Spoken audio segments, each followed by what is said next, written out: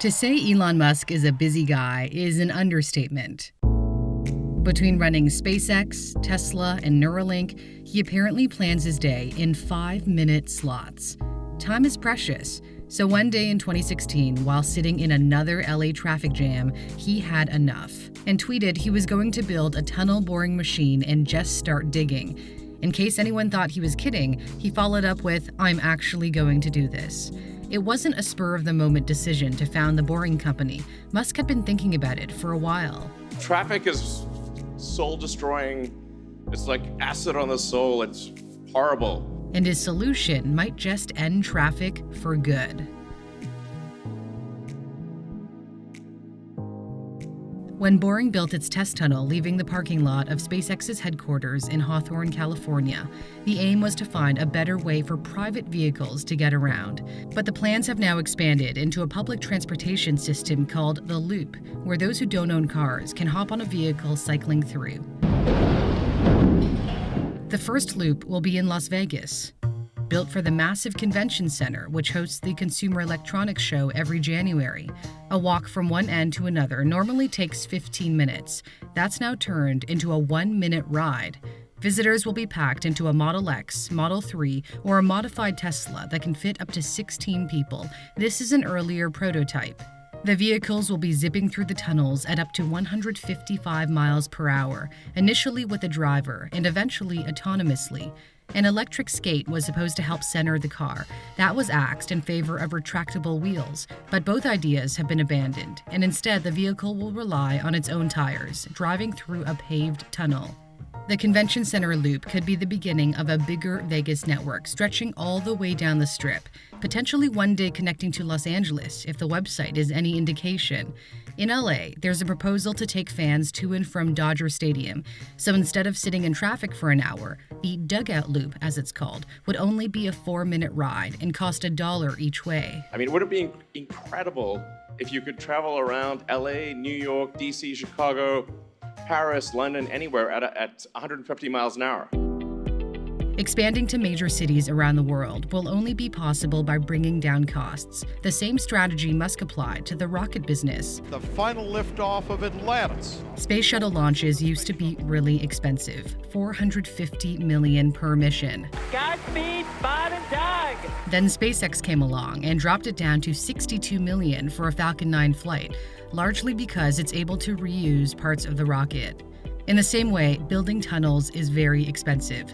Los Angeles' Purple Line subway extension has a price tag of more than $1 billion a mile. Yet the 1-mile demo tunnel only cost $10 million because the Boring Company applied the principle of reusability responsible for SpaceX's success. Typically, the excavated dirt is thrown away, and the process of taking it off-site is very costly. Instead, the dirt will be used to help build the tunnel's reinforcing segments on-site. And any leftovers will be turned into bricks to be sold, paying for the dirt removal itself, or given away for free for affordable housing projects. Another way to cut costs is by building smaller tunnels. The standard size for a single lane is 28 feet in diameter. Borings will only be 12 feet, which doesn't leave a lot of room, so although technically any electric vehicle with autonomous capabilities will be able to use them in the future, they'll have to fit.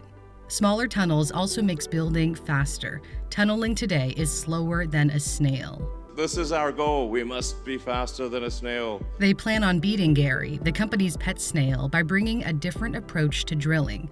Usually, a tunnel boring machine, or TBM, drills then stops as the segments are installed.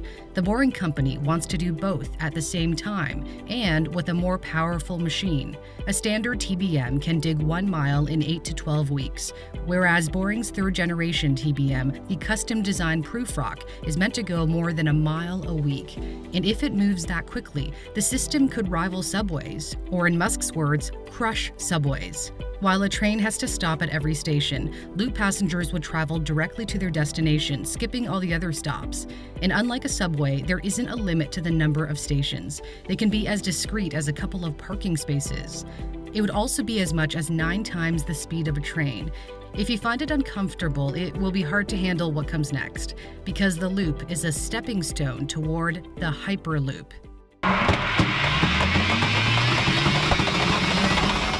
The Hyperloop is meant for city-to-city transport at more than 600 miles an hour. We're talking airplane speeds, so passengers and cargo will be in a pressurized pod. It could either connect to the loop or fit within the loop tunnels. For the past few years, SpaceX has held a competition for students and non-students to build subscale prototypes. Although this technology may captivate minds, there are questions about how safe a loop or Hyperloop would be.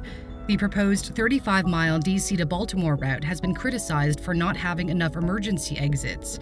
The plan is to construct up to 70 ventilation shafts serving as exits that would be spaced as far as 2 miles apart. Boring notes the loop is designed to be the fastest and safest system ever, and says it will comply with safety and fire protection standards. Still, some engineers are skeptical this will succeed on a large scale. But the same was said of SpaceX when it began, and many thought Tesla would never learn the art of mass production. If Musk is known for anything, it's beating the odds with engineering feats. Finally, there's something that I think could solve the goddamn traffic problem. The future should be anything but boring. Hey guys, appreciate you watching. I'm Cindy Palm. So do you think Boring Company tunnels will come to cities around the world? And would you use them? Let me know your thoughts. You can leave them in the comment section below. If you like what you saw, give it a like and don't forget to subscribe to my channel. A big shout out, as always, goes out to all my patrons. Thank you so much for your support, including my Patreon producer, Nino Johnny. I will see you all very soon.